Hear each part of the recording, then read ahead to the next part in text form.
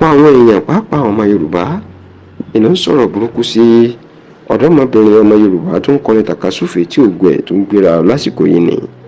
èèyàn Hera Star lórí bí wọ́n ṣe ní ọgbọ́nbìnrin náà kò bu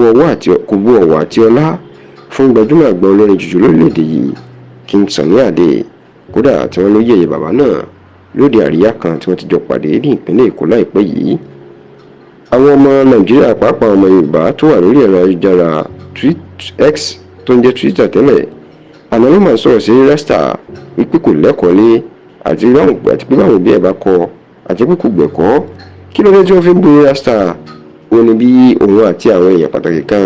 nínú King Sunny Ade tó wà ń bẹ́ẹ̀ bá ṣe pàdé níbi ayẹyẹ kan tó sì jẹ́ pé àsìkò tí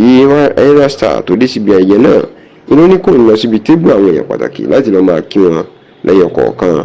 Ṣùgbọ́n kàyéfì ńlá tó jẹ́ fún àwọn èèyàn tó ti ń ṣọ́ ọmọbìnrin náà ó ní wípé níṣe ni ó lọ síbi tí àwọn èèyàn pàtàkì wà tó bẹ̀rẹ̀ sí ní máa bọ wọ́n ní ọwọ́. Ọ̀pọ̀ èèyàn ló gbàgbọ́ pé pẹ̀lú bí Sunny Ade bó ṣe jẹ́ akọni olórin tó tún dàbí bàbá fún Hera Star tó lókìkí orí ìkúnlẹ̀ lórí ọkọ ọmọbìnrin náà ti kí bàbá náà pàápàá nígbà tí ìyá gbajúmọ̀ olórin tàkasúfèé tó jẹ́ akẹgbẹ́ Hera Star yìí gbọ́nàbọ̀ ẹ̀ náà wà lórí ìjókòó ṣùgbọ́n tó jẹ́ pórí ìnàró inú tí ń kí wọn tó sì lò tó ń nawọ́ sí Sunny Ade bíi pàgbé ẹgbẹ́ ni wọ́n. Nígbà tí ariwo àti ọ̀rọ̀ burúkú pẹ̀lú ọ̀rọ̀ àlùfàṣà àti èpè pọ̀ jù fún Hera Star ọmọbìnrin náà máa gbé ẹ̀rọ ayélujára lọ láti lọ ṣàlàyé ara ẹ̀. Nínú ẹ̀rọ Hera Star ní ọmọ Yorùbá tí wọ́n bí ní eré tí wọ́n kọ́ lẹ́kọ̀ọ́ ọmọlúwàbí lòun ó lóun kì í rí àgbàlagbà fi hàn ó ní tó ṣẹlẹ̀ ní pé bóun ṣe débi ayẹyẹ náà tóun fẹ́ lọ kí àwọn èèyàn pàtàkì ẹrù tó ń ba òun àti àyẹ̀wò tó ń já ni kò jẹ́ kóun mọ tóun ní ṣe. Ṣùgbọ́n ó ní nígbà tí